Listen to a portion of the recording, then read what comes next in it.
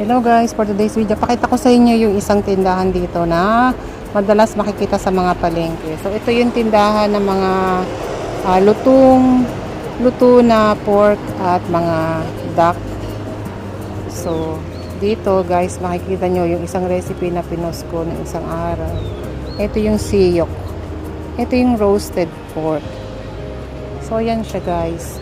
Parang sa atin lechon, pero kasi dito hindi siya niluluto gamit ang uling. Dito kasi niluluto nila yan sa oven. At saka yan ay ganyan, nakita nyo, deep fry talaga yung balat niya. Unlike sa atin talaga makinis. Dito yung pinakalechon nila, kutsinilyo.